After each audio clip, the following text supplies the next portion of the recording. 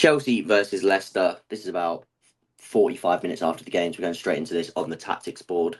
I'm going to talk about who played well.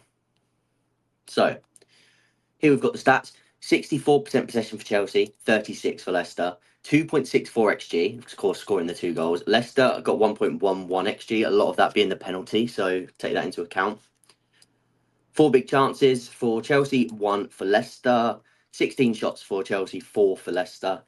And just overall, complete dominance really for Chelsea, apart from maybe a 5-minute patch at the end of the first half, and then in the second half, again, just the final minutes after their penalty was awarded.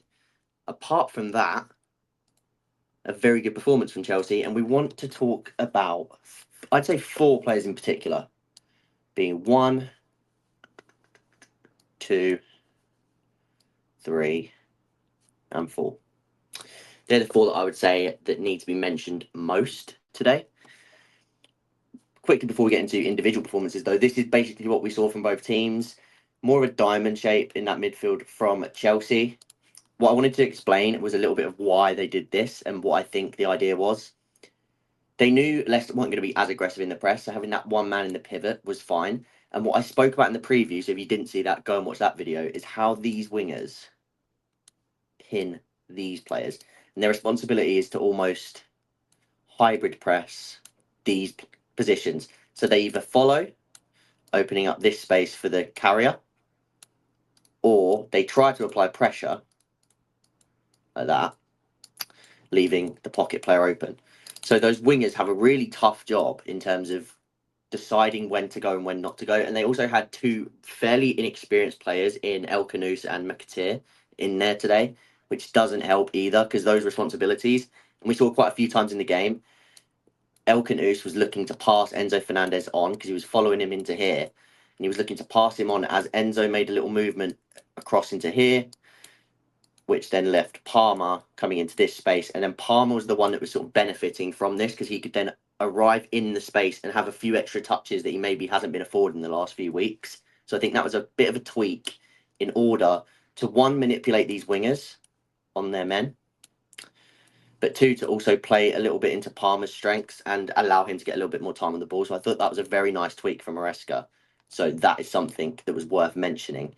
If we go into the individual stats, Enzo Fernandez, man of the match for me today.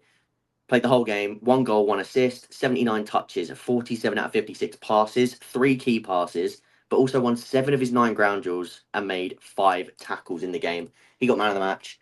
Again, decisive in both boxes, essentially. Maybe not in both boxes.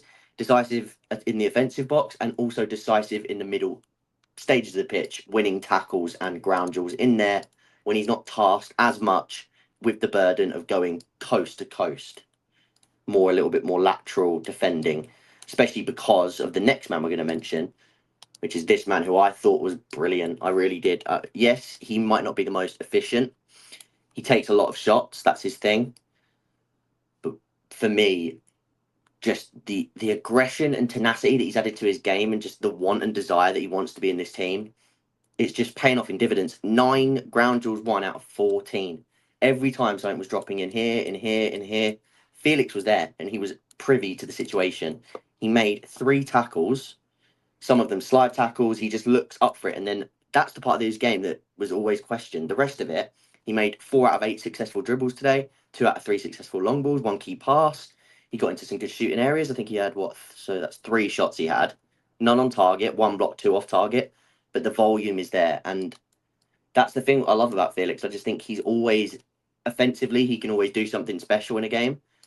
And he can take men out of a game with his dribbling and sort of like tight space ability. But then when he's also counter pressing, like a bit of a demon really at the minute. Brilliant to see. And that helped having that either side. Because like I say, Enzo, he counter pressed in moments well and he won those duels. Which again, there was times where they broke into these spaces, but Casado also did well to mop that up, as he always does. The other 2 we're going to talk about, Badiashile, I'm going to quickly speak about, just quickly, because I just think he deserves a bit of praise for, again, he's not been brilliant as of late, but 2 clearances, 1 block, 4 interceptions, 1 out of 2 ground duels, 1 out of 1 aerial duels, 113 touches, 90 out of 101 passes made, 5 out of 8 long balls made. Good performance from him. He was strong. He was aggressive coming into these areas to win the ball and then setting Chelsea off quickly. He was brave with some of his passes, some of his switches. There was one that I really liked. He was about here and he sort of like disguised it where he looked like he was going to play it in here, but he just switched it straight out to the wing and it was a really good pass. I like that from him.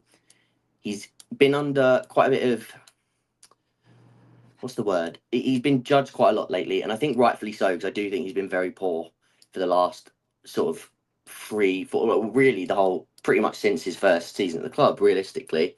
He struggled last season coming back from injuries, and he's had a few howlers this season already as well, but today he was very, very good, and I thought he was very good in a game against Liverpool a few weeks ago when he came off the bench as well. So if he can start to find a little bit more consistency, then we can start to talk about that even more, and that's just a good thing for the entire squad.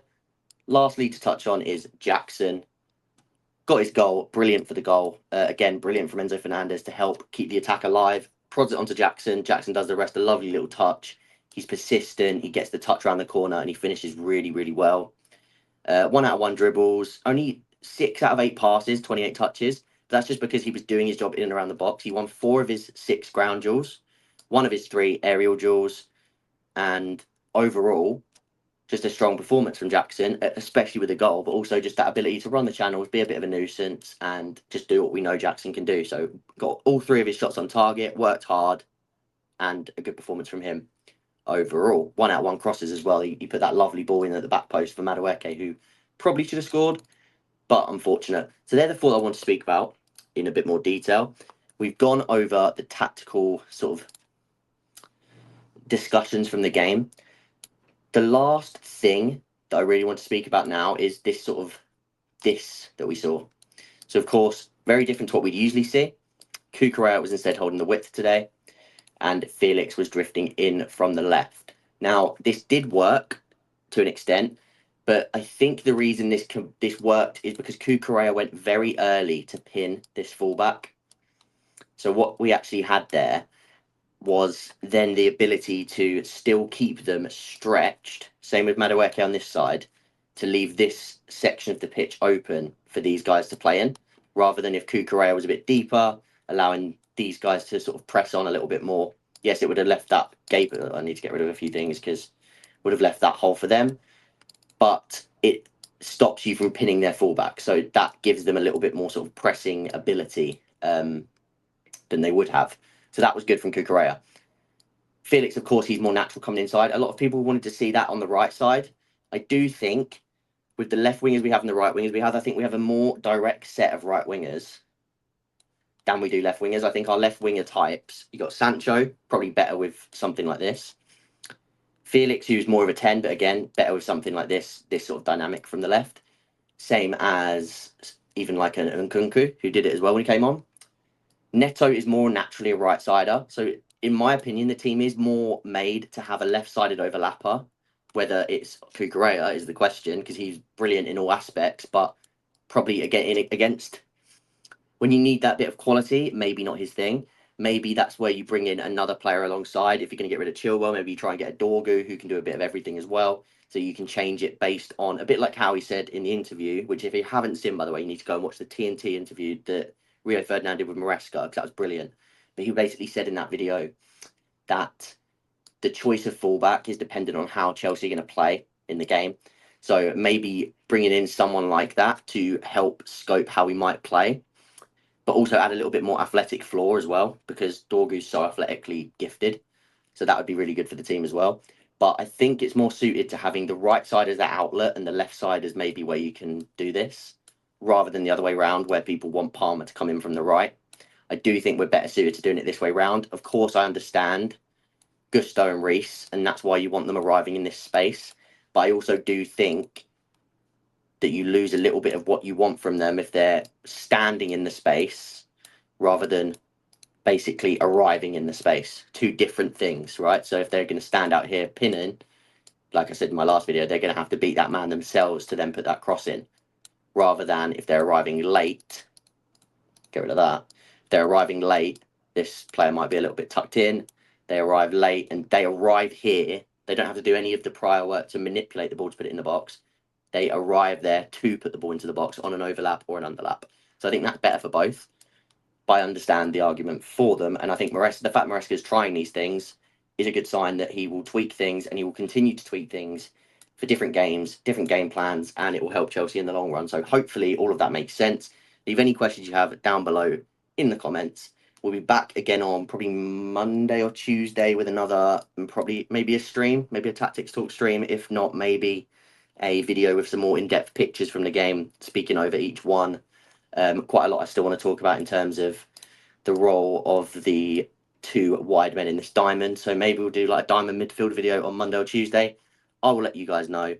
Do leave a comment down below what you would like to see. Drop a like and subscribe if you haven't already, and I'll see you guys then.